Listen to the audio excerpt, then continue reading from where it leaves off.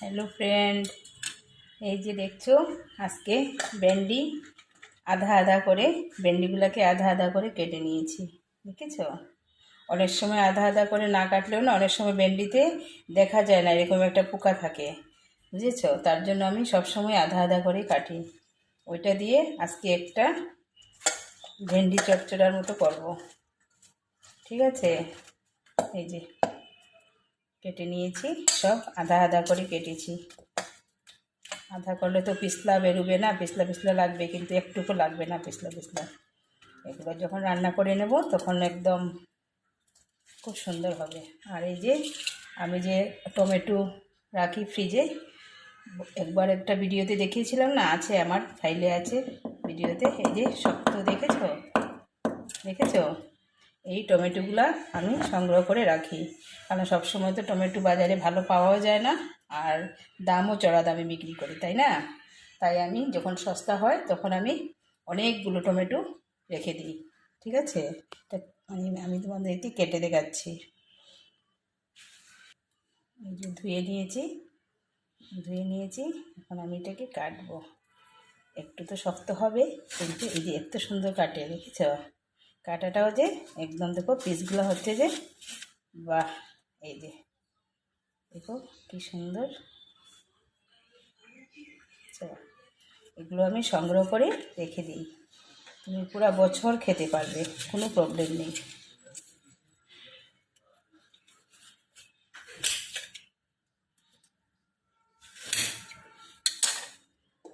আজকে সব জিনিসগুলো পেস্ট করে নেব।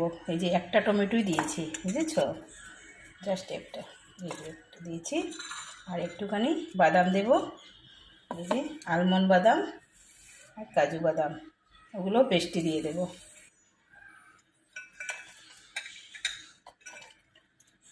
ওগুলো পেস্টে দিয়ে দেব, ঠিক আছে? তারপর নুন হলুদ যা আছে সব মশলা আমি একসঙ্গে পেস্ট করে নেব।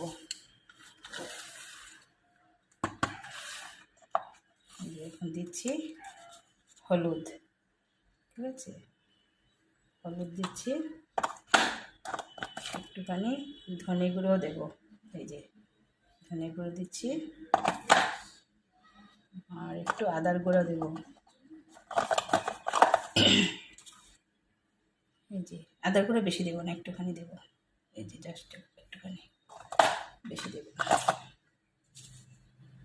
এই যে একটু জিরের গুঁড়ো দিচ্ছি, বেশি না, একটুখানি দেবো।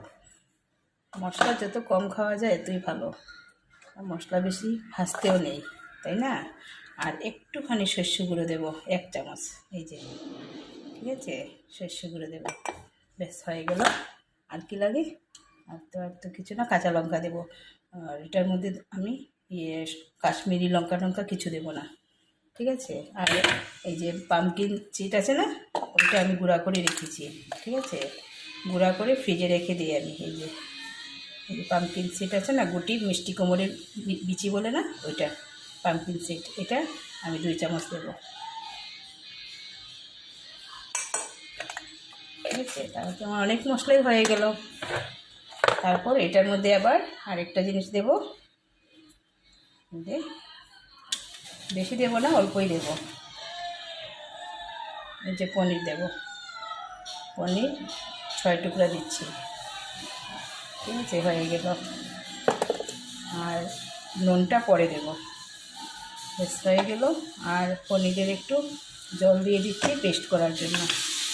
আর কাঁচা লঙ্কা রেখেছি, এই যে কাঁচা লঙ্কা, খুব একটা ঝাল হবে না, মোটামুটি, ঠিক আছে? দিয়ে দিলাম, বন্ধ করে দিলাম, ব্যাস হয়ে গেল। এটা আমি পেস্ট করে তারপর রান্না করব, আসছি।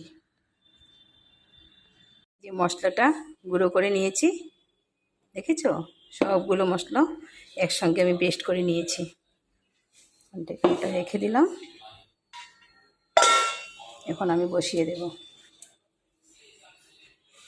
এটা আমি সরষের তেল দিয়ে করব, সরষের তেল দিয়ে খুব ভালো হয়। বাচ্চারা তো ভেন্ডি খেতে চায় না, না? কেউ বলে ঢেঁড়স, কেউ বলে ভেন্ডি, যার যেমন কথা। যে যেমনভাবে লেডিস ফিঙ্গারকে যেভাবে ডাকে সেইভাবে লেডিস ফিঙ্গার খুব খুশি হয়, তাই না? এই যে আমি সব কিছুই বলি, লেডিস ফিঙ্গারও বলি, ভেন্ডিও বলি, ঢেঁড়সও বলি, সবই বলি। ঠিক আছে, তেলটা গরম হয়ে গেছে, এই যে ফোড়ন দিয়ে দিলাম। ঠিক আছে, মশলা টশলা দিয়ে দিলাম, কষানো মশলা দিয়ে দিয়েছি, আর একটুখানি আছে দিয়ে দেব লাস্টে। ভালো করে কষিয়ে নিই।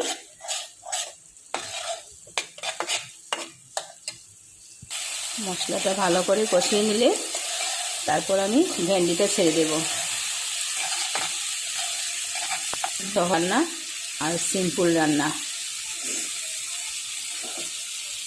আমি এখন ভেন্ডিগুলো দিয়ে দিচ্ছি। ঠিক আছে, আদা আদা করে দিচ্ছি, ভেন্ডি দিয়ে দিচ্ছি।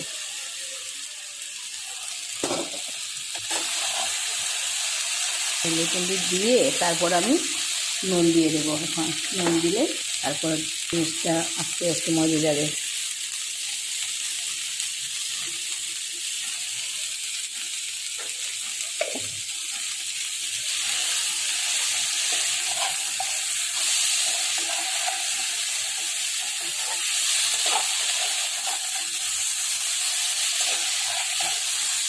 এই ভেন্ডির মশলাটা না সব কিছুতেই ভালো লাগে, রুটি পরোটা তারপর গরম ভাতে ভীষণ ভালো লাগে খেতে।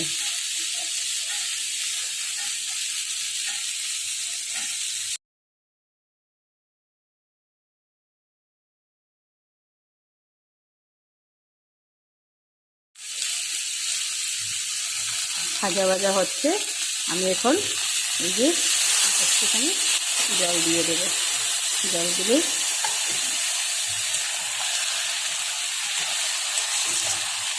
সিদ্ধটা হবে। ভেন্ডিটা তো সিদ্ধ হতে হবে, তাই না?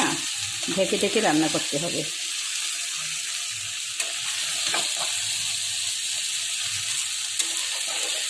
এরকম ভেন্ডি রান্না করলে বাচ্চারা খেয়ে খুব খুশি হয়, এমনিতে তো ভেন্ডি খেতেই চায় না।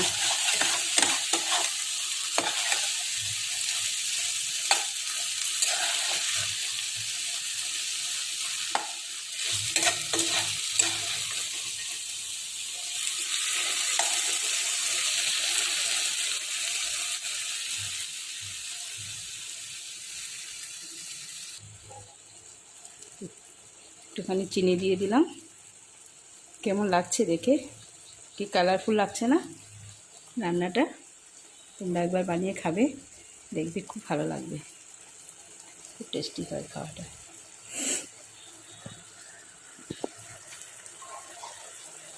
এখন একটুখানি ঢেকে দিয়ে দিচ্ছি। ঠিক আছে, ঢেকে দিয়ে দিলাম। দেখি তো, উল্টিয়ে দেখি কি হয়েছে।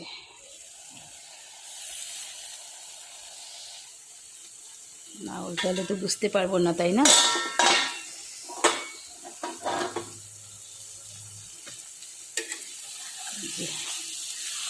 সিদ্ধ হয়েই গেছে প্রায়। ও একটুখানি শক্ত আছে, একটুখানি শক্ত আছে। আমার যে মশলা দেওয়া জলটা না, এইটা আমি দিয়ে দেবো ওই যে এখানটায়। আর জল টল কিছু দেবো না, জাল উঠে যাবে, ব্যাস হয়ে যাবে। স্টিম কমিয়ে দেবো একটুখানি।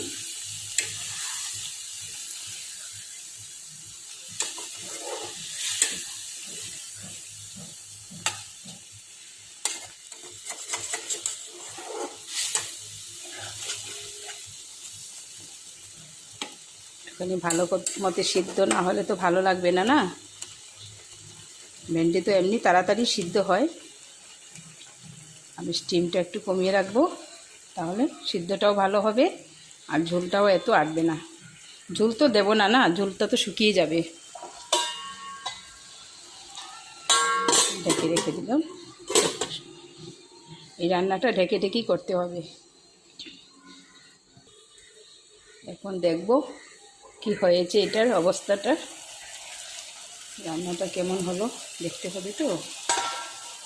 বেশি শুকিয়ে যায়নি তো, না খুব একটা শুকায়নি, শুকিয়ে আছে।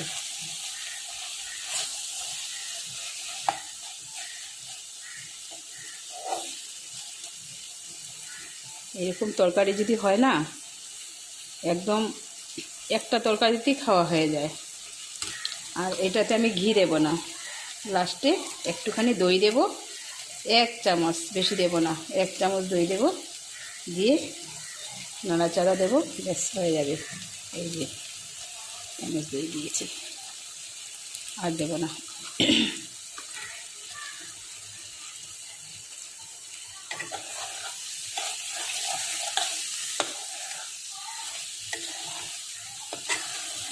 কারণ একটুখানি সর্ষেও তো দিয়েছি, তার জন্য ঘিটি দেব না।